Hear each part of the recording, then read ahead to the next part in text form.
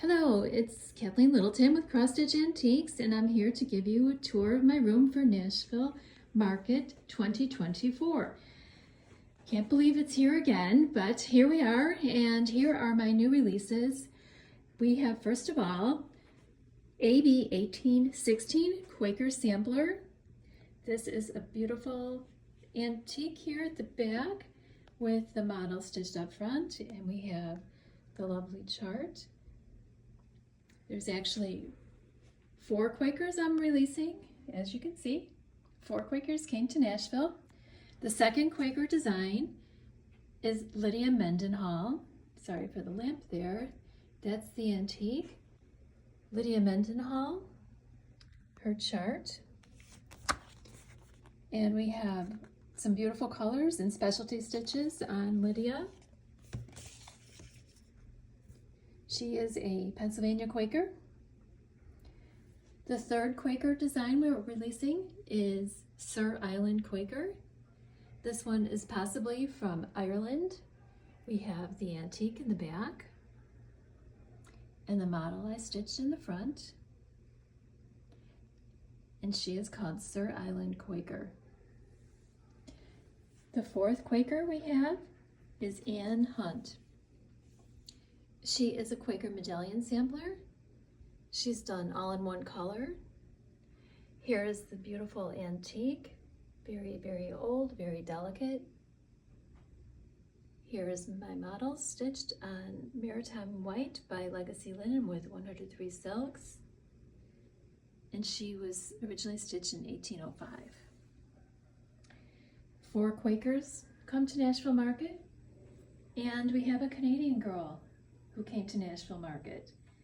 This is Emmeline Hotchkiss.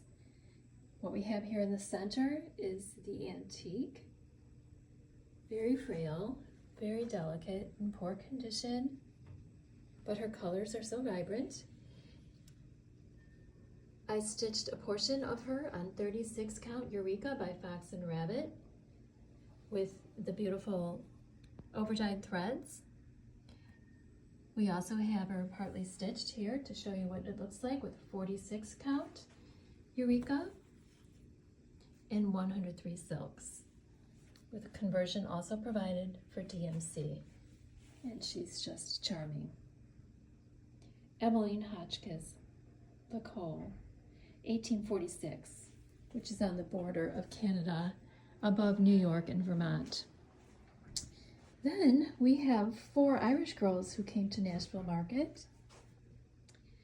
The first of which is the Benezet Alphabet Sampler. And actually, this is the antique right here. Very small. Needing mending. That's the back, and not a very neat stitcher. I don't know who stitched this, it was anonymous, but you can see this interesting alphabet which appears on a lot of Quaker samplers, and I'll show you a couple more in a minute. I've done research on where that alphabet comes from and why it became so popular in Quakers, and especially in Irish Quakers, which we believe this one is. We have her available too with the conversion to 103 silks, DMC, and also NPI, Benezet Alphabet Sampler. The second Irish girl is called The Two Lands. It's a beautiful poem, and we have it stitched available to you in one color, which is the lovely soft blues, and Mason Linen is one choice for her. And we have her available also in the 103 NPIs and the DMC. And there you have her chart. The interesting thing about the Irish people is they have a beautiful heritage which has been passed down. We were fortunate enough to travel there a few years ago. We found my grandfather's ancestral home. This is the church where he was actually baptized. This is a book I put together for our family. So there we have 2 of the Irish people that I brought along to Nashville, and here we have the third. This is actually an original design of mine based on some antique Irish samplers. And this is stitched with, again, the lovely Mason linen antique button, dark, with 103 silks. And you can see that interesting alphabet again. The Benezet alphabet appears on this Quaker reproduction. Well, it's my own personal adaptation or original design based on an antique, which I found in this wonderful book called Sampler, Sewing, and Simplicity in Quaker Ireland by Clodagh Grubb, who I actually got to meet with in person when I visited there last October. But this is the layout, which I designed my antique sampler reproduction and adaptation from. Mary Urbanic from 1797. Now you can see the layout is very similar, but I used alphabets from my own sampler in my possession called Elizabeth Martin from a Mount Mellick sampler, and I used all those alphabets and motifs and kind of put them together in my own way so they're authentically Irish and my own pattern. So there you have an original design called Ligatures and Lettering of Irish Antique Samplers. And there's the ligatures, these long, tall consonants that are paired together. And I personalized it with the 4 ancestral home locations of my grandparents: Ballybunion, Newcastle West, Dublin, and Armagh, Ireland. Then we have the last of the Irish girls who came to Nashville. This one is called Jane Hornibrook, 1806, an Irish sampler on the Christian faith. Again, using that same Benezet alphabet throughout.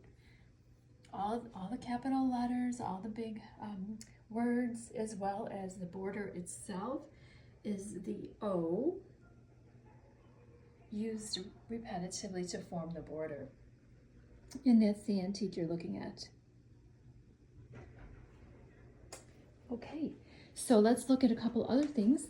We have from earlier this year in 2023, the seashell sampler, Jane Price. She's here as well. She was previously released in October. This is the beautiful reproduction, and this is the antique. All that longhand embroidery up at the top and bottom were carefully replicated into cross stitch by me and charted for you. That's called the Seashell Sampler, Jane Price. Still available as well on my website, or you can get it from your local Lena workshop. Some previous favorites, now that we're here in Franklin, Tennessee again, the Carter House, which benefits the Battle of Franklin Trust.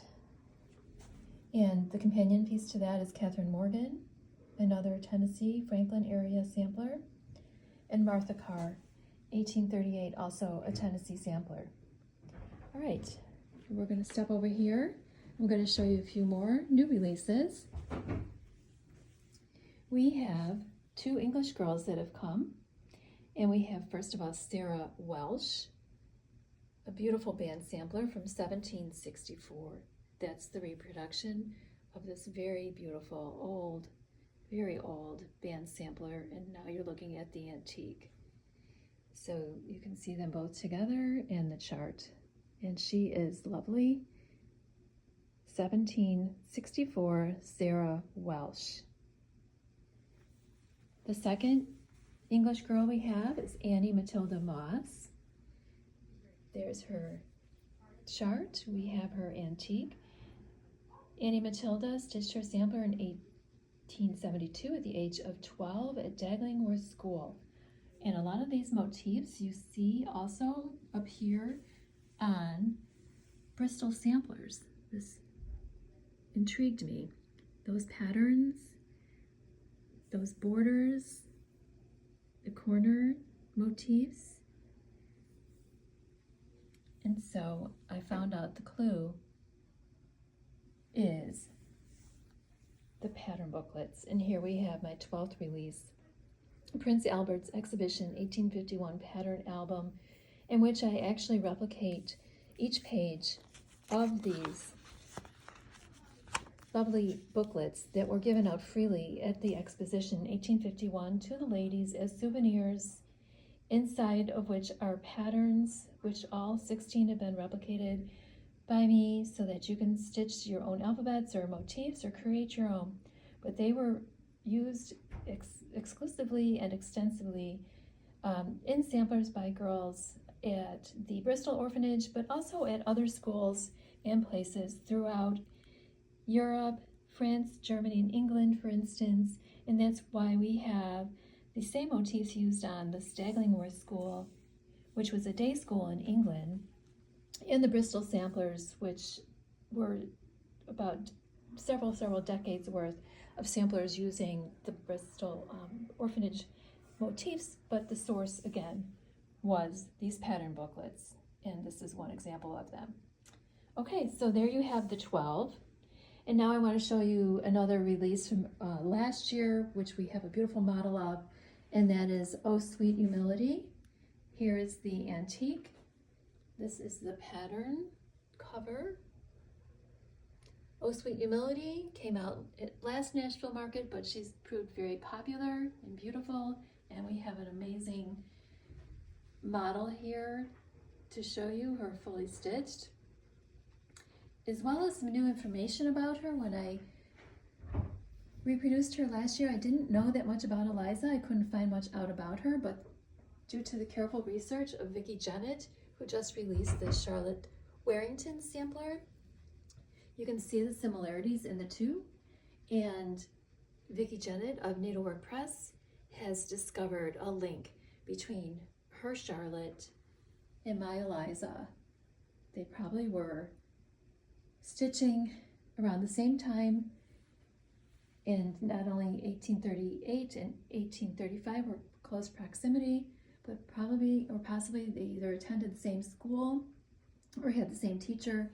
And look at those similarities: the pond, the building, the floral motifs, even this verse, the way it's done in black.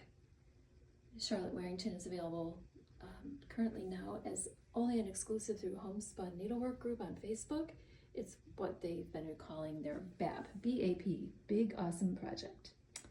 Okay, now a few more highlights from previous releases this past year. Since last Nashville, we have In Memory of Louise, 1874. Here we have the beautiful Berlin woolwork antique, and the model I stitched on 40 count with 103 silks, In Memory of Louise. Here's a big one for you. Excuse the glare. Viva Jesus, Viva Maria. That's a very large sampler. And now you can see it together with the model, which I stitched for my daughter. I personalized it for her wedding last April. There's your chart. It's an Italian sampler, and there you have them both together. A couple more little red samplers. We have Isabel Hopper. There is the antique and the chart. And last but not least, Mary Garrett. And these 3 red samplers I'm showing you now all came out this past August. Mary Garrett, 1834. And there you have my Nashville Market from Cross Stitch Antiques. One last look. Thank you for all your support.